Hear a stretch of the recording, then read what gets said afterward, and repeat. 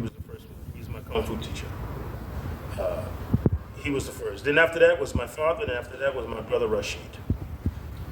Then I went to Los Angeles, and the brothers in Los Angeles took the bay'ah.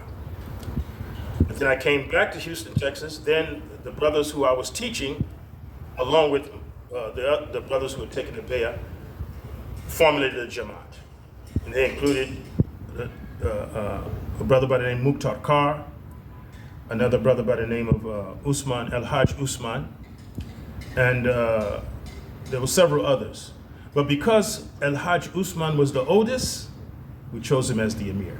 We didn't choose him because of his knowledge, we chose him because he was the eldest of us. Because that's what the Rasul Sallallahu Alaihi Wasallam said, you know, Taqaddam akbarakum, place forward the eldest of you. The scholars differ as to what they mean by akhbar. Some say akhbar means akhbar fil ilm, akhbar fi taqwa. Walakin aktharuhum, the majority of the scholars mean akhbar fi sin. And alhamdulillah, Al-Hajj Usman was the eldest of us in knowledge. So we chose him as the emir, and we sent him to Sudan. And alhamdulillah, the Sultan recognized his leadership. And but really, he wasn't the emir. He was just the emir in Houston. He wasn't the emir of he wasn't kind of a national emir at all. He was the emir of Houston. And but alhamdulillah, the Jamaat grew and grew and grew to the point where we had 11 emirs. And alhamdulillah, in 1999, that's when the Sultan appointed me as the national emir of the Jamaat there. And I remained as the emir of the Jamaat until 2005. 2005, there were several things that were going on in the United States. Number one, in 1996, I was a Muslim chaplain. I wasn't an emir of the Jamaat, but I was Muslim chaplain. And we initiated in the prison a class action litigation against the California Department of Corrections for how they were treating the Muslims. It was a 12-point litigation. And alhamdulillah, the courts accepted it. And alhamdulillah, we had the United Nations involved, the United Nations Human Rights Commission, as well as Ihram, who were involved. And I was consulting our Sultan, consulting other scholars, Sheikh Umar Falata in Medina, Salafi, but I was consulting him.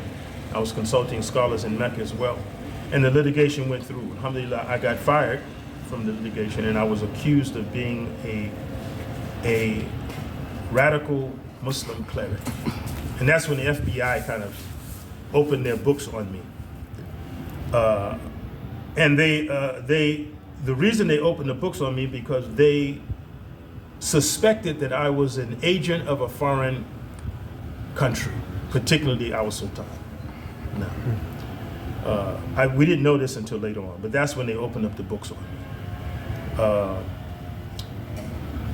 Of course, I got fired, couldn't get a job in the United States at all after that. So, anytime I got a job, FBI would come to the job and tell me, get rid of this guy. And so, alhamdulillah, yet our Jamaat was still growing. So we made the hijrah to Pittsburgh. We made Pittsburgh the national center for our Jamaat. And the reason for doing so is because Pittsburgh was the first post-slavery emergence of African Islam in America. You have to understand, Pittsburgh was a steel capital of the United States. All the steel and metal that was being produced in America, which really made America great in terms of industry, was being produced in Pittsburgh. So many African Americans migrated there from the South and from other places to get jobs and stuff like this here. And so you saw the first emergence of post-slavery Islam in Pittsburgh. And it emerged at the hands of a Sudanese brother by the name of Sati Majid, who came into the United States around 1901, and he established the African Benevolent Muslim Association in Pittsburgh. And some of our Jamaat members are descendants of those people who followed him. This is way before Elijah Muhammad, way before Noble Drew Ali emerged. Sunni Islamic Islam, but African Islam emerged in the United States, 1901, around that period. And alhamdulillah, so because of that, I said, listen, let's make Pittsburgh the center of our Jamaat. And so alhamdulillah, we moved there, we made it the center. And alhamdulillah, the Jamaat continued to grow, I continued teaching. And then, of course, 9/11 occurred. 9/11 occurred, and a friend of mine, a very good friend of mine, longtime friend of mine, we had been knowing each other since I was young, since I was like 18, and he was 18. We knew each other. Hamza Youssef, everyone knows him. I knew him when he first became Muslim. We've been knowing each other for a long time. And we were part of the same Jamaat, followers of Sheikh Abdul Qadir Sufi. Exactly. I was a young follower of him, same thing with Hamza Youssef. And we hooked up again when I got back from, in fact, when I went to Los Angeles and established Jamaat, that's when I met Hamza Youssef again. And he was a nurse then. He wasn't teaching, he was giving us some lectures and stuff, but he didn't found anything. And so, I actually asked him to join the Sankore Institute of Islamic African Studies, which I had founded in 1985 in Sudan. So he joined the Sankore Institute of Islamic African Studies. But in 9/11, Hamza Youssef kind of made a switch, you know. Before he was always talking militant, pro-Islamic, you know, victory of Islam, that kind of language, but then he switched after 9/11. And particularly he had an interview in a Canadian radio station where he said two things which I had to respond to. He said that there's no verse in the Quran that refers to jihad as a military action, that jihad is always spiritual. He was wrong. And then the interviewer asked him saying, well, tell us about these 70 virgins of paradise, you know, that these guys are dying for. And Hamza Youssef unfortunately said, oh, this is just metonymy and rhetoric. It's allegorical. And of course, this is wrong. So I wrote an open letter to him responding to that. And in my letter, I referred to, at that time, bin Laden. We really didn't know about bin Laden. I knew that he was in Sudan at some point. And I knew that the Sudanese kicked him out because the Americans say kick him out. So he got kicked out. He had gone to Afghanistan. And all we know is that when 9/11 occurred, the first response of bin Laden was, I did not do it. He said, maybe the Israelis did it, Mossad. That was his response. That's what he told Amir al-Mu'mineen, the head of the Taliban. Because the Taliban said, hey, listen, they want us to kick you out. They want to arrest you. Were you responsible for this action? And he told the Amir al-Mu'mineen of the Taliban, of the Emirates, the Islamic Emirates of Afghanistan, he told them, no, I did not get involved. That's what he told them. So either he lied or he told the truth. But that's what he said then. And I said in my letter, I said, you know, bin Laden did not do it. He claimed not to do it. And it may have been done by the Jews. That's what I said in my letter. Now, why am I saying all this? The result of that letter is when the FBI sent their first people to Merino. That was the first time they went to Merino, with the intent of breaking our bay'ah. In other words, they were telling the Sultan that he cannot be the Sultan over the Jamaat in America because that's meddling in the affairs of the American citizens. Okay? 1901. Of course, the Sultan rejected that. We didn't know this in America. We didn't know that the FBI went there. They didn't tell us. However, Anthony knew. He knew. And he was saying stuff like, oh, Shareef, you are causing problems for the Sultan. And I was like, you know, what's the nature of me causing, what problem I'll cause for the Sultan? He never told me the FBI went there. Boom. 2002, our Jamaats began to confederate with the other Jamaats. The Jamaat of Imam Jamil al-Amin. Jamil was in prison. in prison. Before he went to prison. 3 months before he was arrested, we confederated with his Jamaat, with the idea of causing confederation. And I really wanted him to go to Sudan, and I wanted the Sultan to make him the Emir of the Jamaat, of this new confederation. Unfortunately, he was arrested on trumped-up charges of killing police. And he's still in a prison. He's in a prison that's 29 floors underground. He's at the bottom. The only way you can move up, if you have good character, they move you up. but he hasn't seen the light of day since the time he's been arrested. At a point, he was part of the Black Panthers, right? Yeah, he was defense minister for the Black Panther Party. Famous for his statement, "Burn, baby, burn," back in the days, back in the 60s. But alhamdulillah, he became Sunni Muslim, and he kind of left that life. But he was still about the idea of the Muslims in America, the African American Muslims, having some sense of sovereignty. So we confederated with his group, and we confederated with several other groups in the United States. And we took in 2002, we took our confederation to the United Nations. We invited the head of the Ihram, Dr. Clyde, and we presented our case, the history of African Muslims in America. We showed them our writings, the actual manuscript writings by Muslim slaves, comparing it with the writings from Timbuktu and from Kano, and from showing it's the same colophon, that our culture is the same. And this is what was taken from us. And we are culturally, religiously, and ethnically different from the people of the United States. Therefore, we are demanding the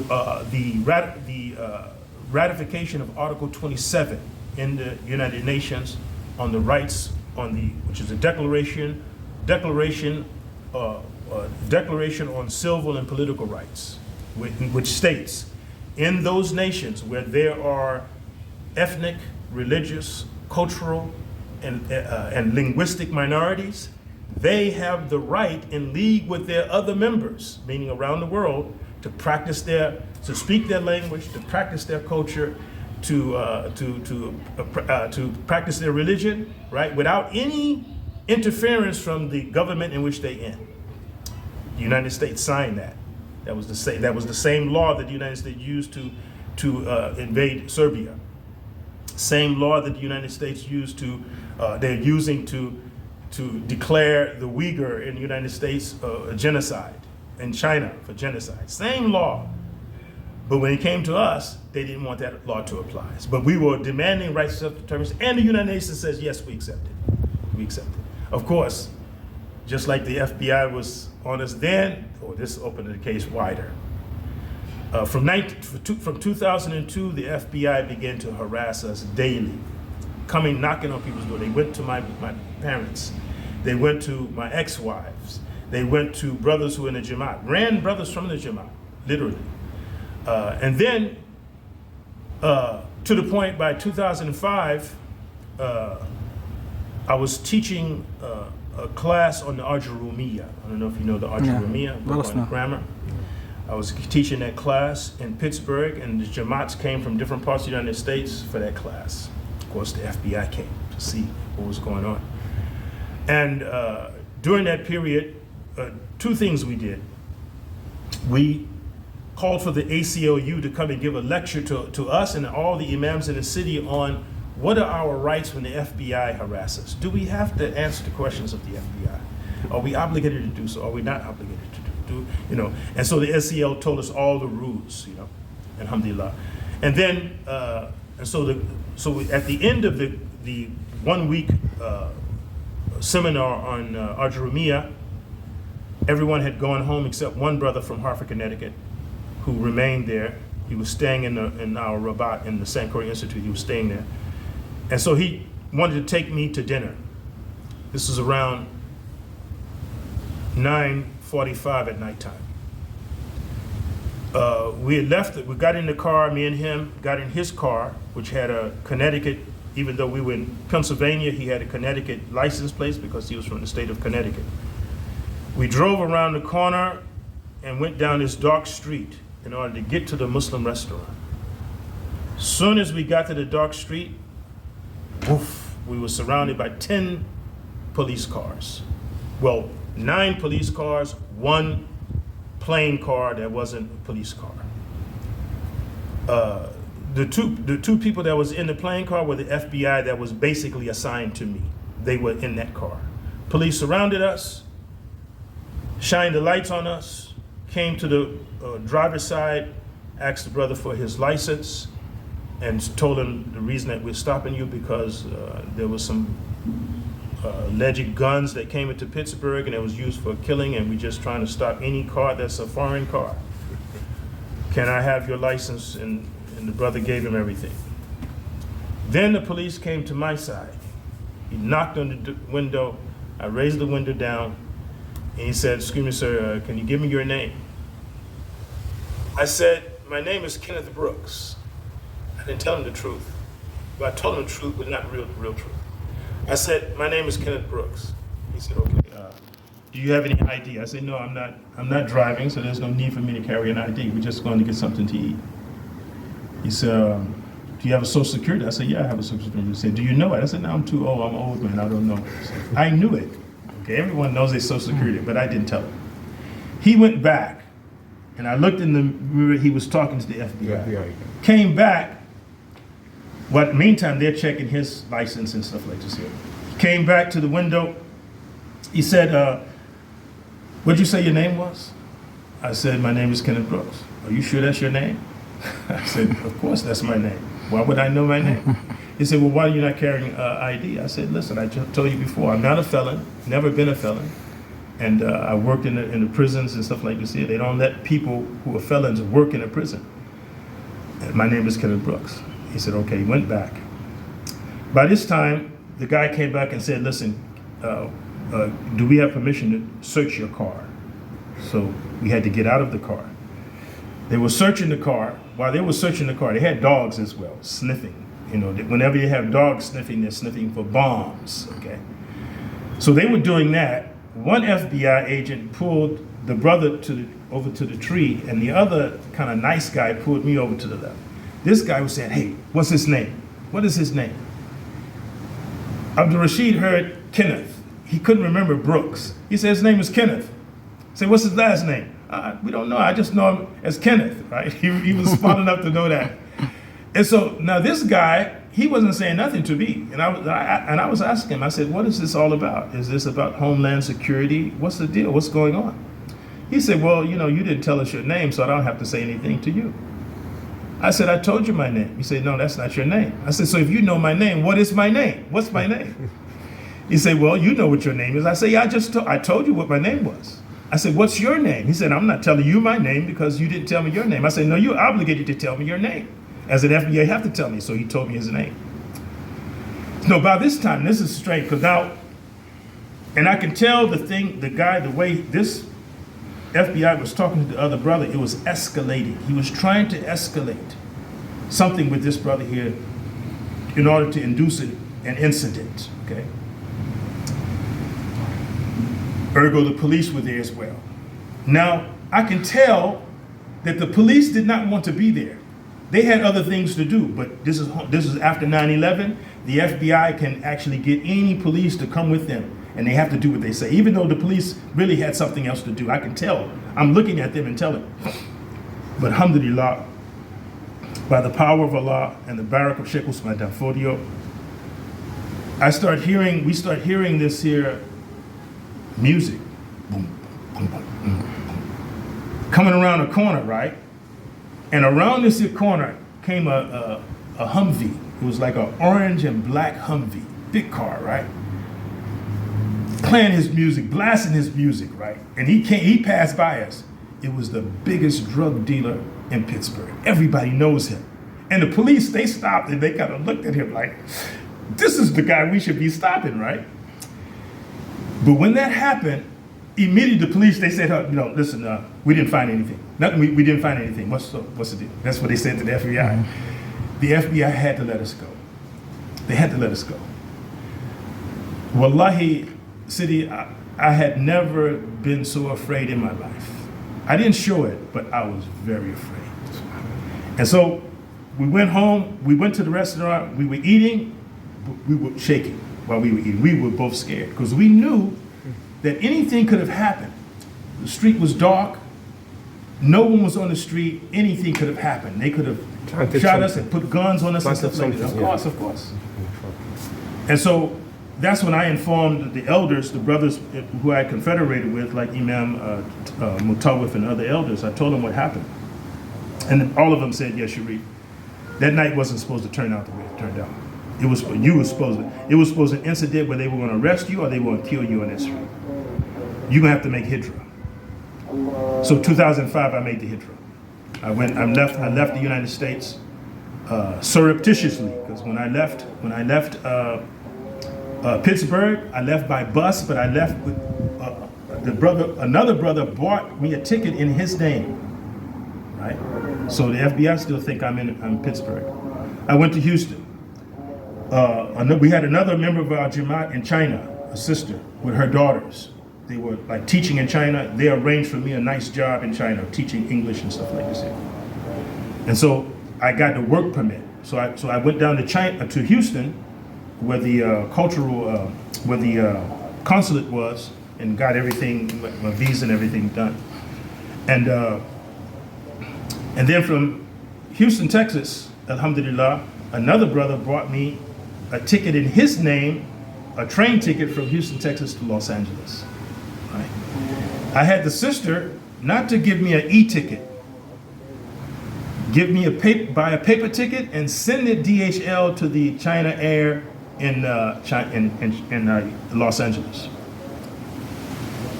During this time, at that time, the San Croix Institute, we were an NGO, so we had a credit card. So I left the credit card with the emir in Pittsburgh and told him, we have to pay the lights, we have to pay this, we have to pay the blah, blah, blah. And so he was doing that. So the FBI looking at the credit card, they saying, oh, no, he's still in Pittsburgh. He's using the credit card, blah, blah, blah. And so I get to Los Angeles, meet with some people, give some classes there and stuff like this here. I go to the China Air, show them my passport, they give me the paper ticket. Boom, I get to the airport, give them my paper ticket, ding, now my name is in the system. But it's too late, FBI can't do nothing. Now had they bought an e-ticket, they would have been waiting for me at the airport. Boom, I'm on China Air. Now remember, this is after 9/11. The United States had the ability to go on any flight they want to, go and get an individual, delete their name from that flight, and make them disappear into Guantanamo or some other secret CIA prison. That's what they were known for doing. I knew this, but they couldn't do that on China Air. The Chinese don't play that. So boom, I arrived in China, 2005. There was still debate among them. Where is Muhammad Shareef? No, he's still in Pittsburgh. No, he's in China. 2006, they raid our masjid in Pittsburgh. They came in on the Juma time, when they know everyone is there. They made all the men lay out on the floor, on the streets. They went into our masjids with their boots and their dogs, and even a robot went through the rooms to see if there was bombs or whatever. By the same time, the Chinese security contacted me in China. They finally contacted me. They had been trying to contact me, but for some reason they couldn't come. But they had finally contacted me almost the same time that the raid was taking place. They came to me and said, Shareef, the FBI sent us because number one, the FBI cannot do anything in China without the Chinese authorities. If they want to interview someone, if they want to arrest someone, they have to bring in an arrest warrant, what is known as, what do you call it? I forgot the name of it, but it's like an international Interpol arrest warrant to arrest you. If they don't have that, Chinese say no. So he said, well, we want to interview him. The Chinese say, no, you don't interview him, we interview him. So they came to me every 2 weeks from 2006 until 2008, the Chinese authority came to interview me. Every 2 weeks, for 2 weeks? Every 2 weeks. They wanted to know what my Aqidah was, what my belief. There was one girl who spoke Arabic, one Chinese girl who spoke Arabic, and 3 other guys. They didn't speak Arabic. There was an older guy and 2 younger guys, and then this younger girl. When I say younger, they were younger than me. Yeah. The Chinese girl spoke Arabic, fluent Arabic. Anyway, so eventually we became friends. In the meantime, 2006, they raided our masjid. When they raided our masjid, they gave no excuse. The Christians, the other Muslims in the city, everyone protested against it. It's in the news, Even to this day, the FBI refused to say why they raided our masjid. Because normally when they raid a masjid, they're going to tell the news. It's going to be in the news. Yeah. We found there were terrorists there was blah, blah, blah. Without my shit, ACO went to the SCO, went to them and asked them, why did you rate them? And say, hey, they are still under investigation, so we're not speaking about it. Okay? So you moved to... I'm in China. Okay, from China you moved to Mali. No. I'm still in China. I'm in there from 2005 until 2012. Okay. 7 years. I'm teaching, but also studying wushu, getting training. Also study Chinese medicine. I married Dr. Amina, who's from the Hui Muslim tribe. I married her, and but 2012 I decided it's time for me to go, because I was still teaching the brothers online through Skype. I was having classes on Skype, not only with brothers in the United States, but brothers in Nigeria as well was my students, brothers in Benin, and I had one student in Benin who was one of my students as well, and I was teaching him several of the books. Also had some brothers in Dubai and also Abu Dhabi who I was teaching, and I would teach them online. And 2012, I was like, in my life, in my stay in China, I had no problems. As I said, from 2006 until 2008, every 2 weeks they interviewed me. 2008, after the Olympics, stopped, because the Chinese was concerned about the Olympics. The Americans told him he's a possible terrorist. He could cause problems for the Olympics. That's what he told them. That's what the Americans told them. So they were concerned, rightly so. They had the right to, to be concerned about that.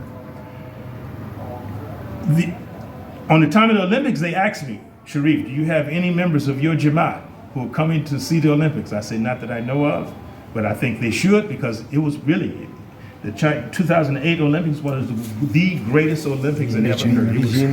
It was excellent. You know what I'm saying? And the amazing thing, not to go off on a tangent, but what made it so great is that the Chinese government kept the Chinese people out of the actual grounds.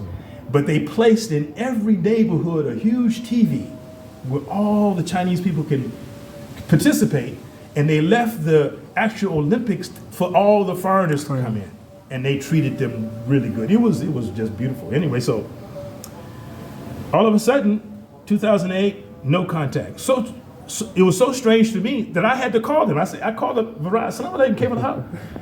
You guys not coming? He said, no, Shareef, we're finished with you, man. He said, you don't have to worry about anything, because you have to understand, between 2006 and 2008, we became friends, because they realized that I was just a dissident. I'm a political dissident. I don't believe in the political direction of the United States. I believe the United States is an oppressive nation. They have kept us under domestic colonization in the United States, which still remains today, okay? And that was my belief. But I said to the Chinese government, I said, but there's also Chinese who believe the same thing, and they're in America. They're Chinese dissidents. You want to know how the Americans treat them? They treat them good. They bring them every year and they interview them so that they can tell them about the wrongs of China. I said, so what are you going to do with me? I was literally trying to get them to support the Sankara Institute. I said, you should support the Sankara Institute. And they were thinking about it. They were like considering it, you know what I'm saying? But we became friends. And so when I called them, they said, no, Shareef, we have no more concerns for you, and we will tell you this. Oh, another thing that happened during that period of the interview, because a lot of CIA were in China. I met several of them. One white American teacher who, once he found out I spoke Arabic, he wanted me to teach him Arabic alphabets, because the Uyghur language is written in Arabic alphabet. And because he knew I was American, he thought somehow I believed in America and what America wanted. He said, I said, why you want to learn that? He said, oh, because I want to be able to speak the Uyghur language and help them in their freedom, their struggle for freedom in China. And I was like, this is crazy. I mean, that means you're going to come to China to cause problems. So the CIA were there, and many of the CIA who were there, they come in the form of teachers, just like in Africa. In Africa, many, if you remember back in 1984, when our president, Lieutenant Rawlings in Ghana, when he took over, that was the same year that they broke CIA operations in the whole of Africa. They uncovered it. And it was mainly by African American teachers who were teaching in different schools and stuff throughout Africa. They broke it. The leaders, though, even though the leaders of the CIA operations in Africa were white, Many of the lower op agents were African-American teachers. I said I was in Sudan at that time, 1984. And I remember it was during that period when I was in Sudan in the Meridian Hotel that 2 of the top CIA agents were killed. They were assassinated in Sudan when I was there. How did they do it? Because of what Lieutenant Rollins had done. So the point I'm trying to make is that it's all well known that many of the CIA operatives for a long time working for the CIA in Africa and Asia come in the form of teachers. Okay? And so that was one of the things I uncovered during that period. And then, well, one of them, in the school that I was working at, they put up this here poster saying that that there are, and I think it was they were trying to scare me, you know. They said, it said on the poster, or little report, that paper, it said that there are bounty agents who are coming into China and they're literally renditioning guys who are criminals from America, who the Americans are criminals. And I saw that, I was like, wow, that's, you know, and why did they put it in my school? They wanted me to see it. So, alhamdulillah, I took it down, took it to the office, made a Xerox copy, big. And when the Chinese security came, I said, listen, what's the story on this right here? I said, is that possible? They said, no, there's no way. There's no way any police can come into China and seize anyone. It's against the law. The only people who can seize them is us. The Chinese. And they have to do so, they have to show us an arrest warrant, and we will seize them. I said, okay, that's interesting. I said, can you put that in writing for me? And so, alhamdulillah, they printed out Chinese and English, saying there's no way that by law anyone could do that. And then I asked them, the next question I asked them, I said, so what will happen if these guys come into China and they attempt to kidnap who they think is a criminal, and that criminal fights back and harms or injures or kills one of them? Will he be considered a criminal in Chinese law? They said no. He would have to go to court in China because it was an act that happened in China, but more likely he will be what's the name, for self-defense. I said, oh, cool. Can I have that in writing? She put it in writing. Bing. I went to the same school and I posted it up there. I don't know who posted it up there, but I posted it up there for them so they know.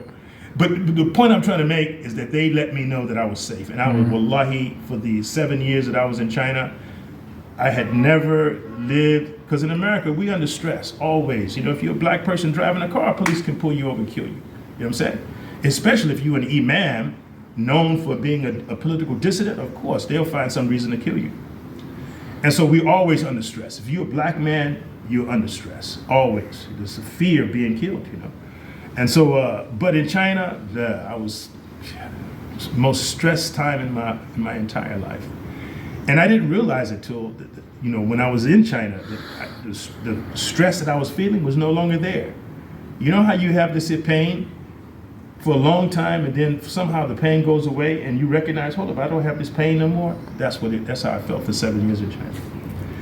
But I realized, you know, Allah Ta'ala didn't create me. And alhamdulillah, I was able to buy a house there. I got married there. I bought property there and stuff like this here. And life was good in China. I'm not gonna lie to you, life was good. But that's not what Allah created me for. You know what I'm saying? I still had manuscripts to collect. I still was running the San Korea Institute.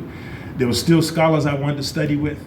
There were still manuscripts I wanted to have access to, and I was still teaching. And so I decided to come back in 2012. The Chinese authorities told me, when you do leave, don't fly any other airline except China Air. You China Air, you have no problems. Alhamdulillah, flew China Air, stopped in Ethiopia. Then from Ethiopia, I went to Benin. That's why I went to Benin. Got a job as a teacher in an English international school, teaching, but at the same time, I was traveling to the north of Benin to Niki. Niki is a Fulani area which was under the rule of Abdullah Dan Fodio. Actually, it was under the rule of Muhammad Abdullahi, but it was a kind of satellite emirate. Alhamdulillah, I was able there to photograph manuscripts and meet the people. Then I went to the western northern Benin, to the town of Jugu, where the descendants of Songhai, that's where they settled. When the Moroccans came and destroyed Songhai, they settled there in Jugu, northern Benin. So I went to visit them as well. Was planning on building the San Korea Institute there. You know, I was thinking about buying land because land was very cheap there, really nice. And I was thinking of, especially on the beach, of setting up a gate of return. You know how you have the gate of no return in Senegal, gate of no return in Ghana, gate of no return in Benin? I was thinking like, no, heck with these gate of no returns. Let's establish a gate of return where our people can come back, you know what I'm saying? And so we were thinking of buying land there and setting up the San Korea Institute there. And then there was a change of government. Coup d'etat took place in Benin while I was there. This government was somewhat hostile towards the United States. It was during that period that the United States started sending people to my school. And that was also, before that happened, 1 year before that happened, in Ramadan, the 15th of Ramadan, my mother died. The United States refused to let me go back. I had a passport then.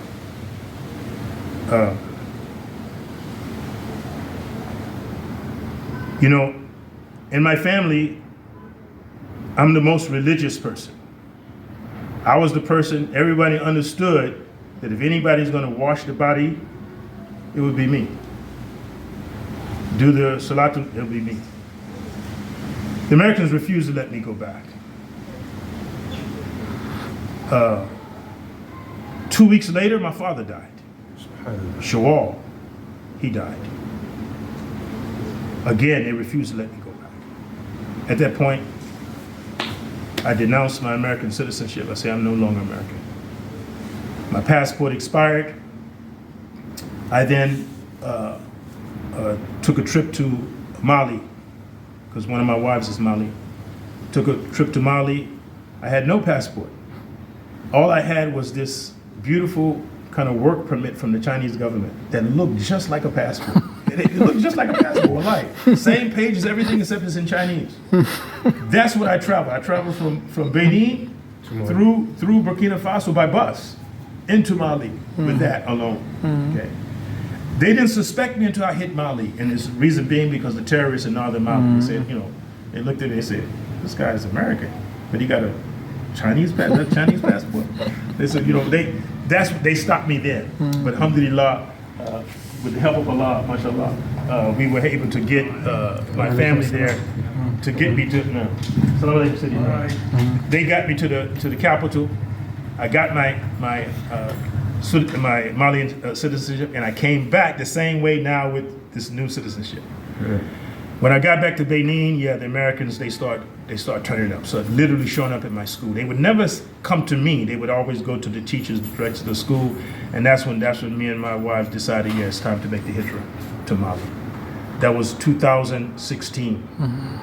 2016, the same day when they were about to make that move on the school, the day before that, I was going. I got on the flight. Even the school didn't know. Only people who knew was some of my students, because I was preparing them for because I'm a specialist in teaching Cambridge, history, geography, English literature, English language as a second language, Cambridge system, preparing them for the A-levels. Exactly. And so we were preparing them for their exams that were coming up in June. So I told them, I told my special students, ones who I really love, I said, listen, I'm not going to be here, I'm leaving. But I'm gonna give you all the information you need to read and study and stuff like we're gonna stay in touch and stuff like this here. No one else knew. They suspected. But alhamdulillah, when semester turned around, I was already in Mali, 2016. 2017, I've been in Mali for a year now, no problems. 9 o'clock at nighttime on it was March 18th, 9:30 at nighttime, hard knock on the door, nighttime. Come to the door. Amazing thing, that was the same night that my Malian wife was gonna come from France, and arrive in Mali. So I have my two wives together. So I was supposed to pick her up supposed to be around 11 o'clock that nighttime. 9:30, security knock on my door. The security knock on my door. They ask me, what is my name? They ask me, is my telephone number so and so and so and so? I say, that was my telephone, but I lost that phone. I lost it in Mali. And they said, come with me. And so one of them grabbed me by the hand. So I called my neighbor. I said, hey, what's this all about? One of us is a teacher, but he speaks English. So he got involved. Like, why are you taking what's this all about? Yeah. Then my wife, Chinese wife, Dr. Amina, she comes downstairs with her phone. And she also, but they took the phone from her because they didn't want her to call and alert people. They put me in the car, put a black bag over my head, and took me to a municipal prison where they house known terrorists, majority of them who are not terrorists. They just pick up. For 15 days, I was the only one I was chained around my, chain to my feet, and locks around my feet, and on my hands was this big padlock, not padlock, but it was a big lock. And on my feet was a big lock, where it literally was cutting into my skin. I was the only inmate in that place like that. Everybody else had handcuffs. In the room where I was, they told me there was at least about 10,000 inmates in this prison. 10,000? United Nations prison. 5 inmates in each room. We were in a room smaller than, you see where that second brick is? Yeah. Yeah. Going to where the third brick is. That's how large the room was. They had 5 of us in this room. There was no toilet. They had another room that goes outside. That's where they let us keep the bucket for toilets. And they had another toilet where we had another bucket for water. There was 5 of us in there. 2 of them were literally, they were muharibun. I mean, because we argued.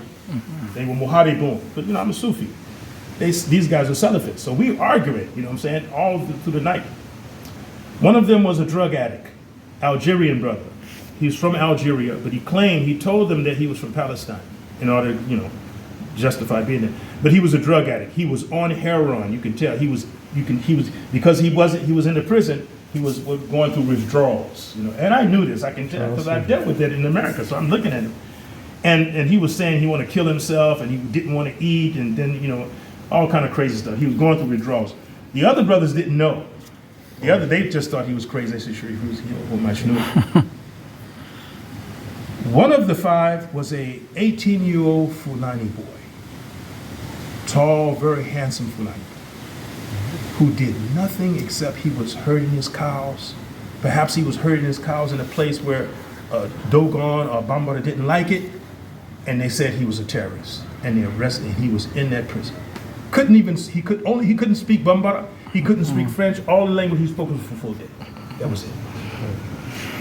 And you had these 2 brothers. One of them was an Arab. He was Hassaniya, who claimed in his oath of allegiance to Abdurrahman al-Baghdadi, that he was a part of ISIS. Sheikh, I've noticed time is about 15 minutes exactly. To prayer time, so no problem, inshallah. To round up. No, inshallah. So anyway, we arguing. And every day they would take us out of the prison. Not take us, they would take them out of the prison for questioning. They would take them out, put the bag over their head, they would go for questioning and bring them back in. Me, they didn't take me out once. They actually only took me out once. On the 6th day, they took me out, they questioned me. With the bag on my head, I was in a room with at least about 8 people. Way over to the right was an American. I knew it. The way he spoke French, I knew he was an American. But everybody else in the room, the other 8 people were Malians, or they seemed to be Malians. And they asked me about everything. Had I had military training?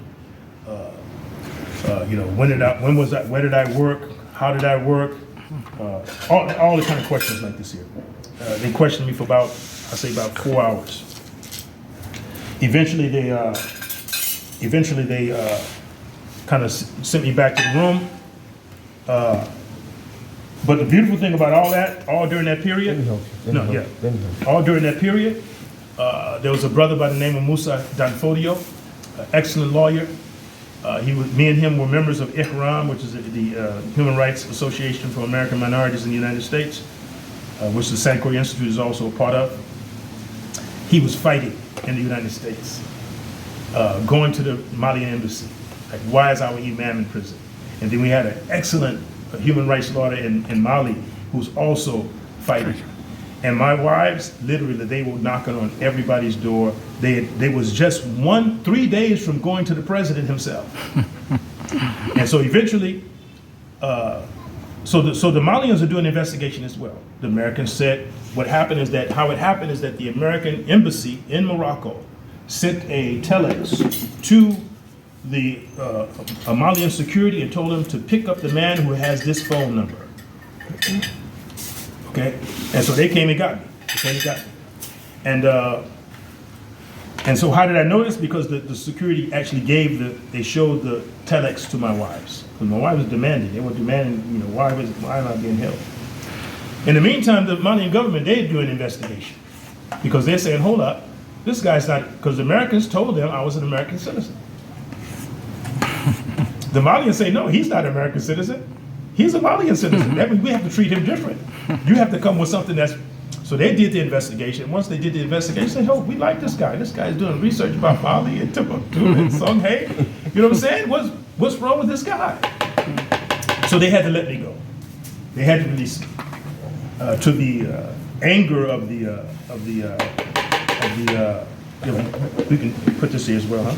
Huh? Yeah. To the anger of the Americans. When they released me, the day that they released me, I'm sitting in the jail, and the police now is a different jail now, and the Americans came. One American from the American embassy came. And so the Malian security came to me and they said, Mohammed Shareef, these Americans, from the embassy, they want to talk to you.